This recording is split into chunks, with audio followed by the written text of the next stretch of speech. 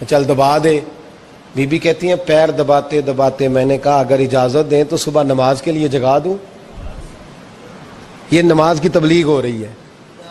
تو بابا جی پتہ کیا کہتے ہیں حضرت بازید؟ کہنے لگے تو مجھے جانتی نہیں، خبردار مجھے تبلیغ کرنے کی کوشش کی. اس گھر میں رہنا ہے تو سانس اونچا نہ لینا.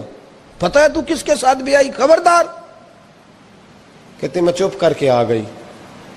اگلے دن پھر دودھ لے کے پہنچ گئی تو انہوں نے آنکھ کھول کے دیکھا میری طرف، پھر آ گئی ہے.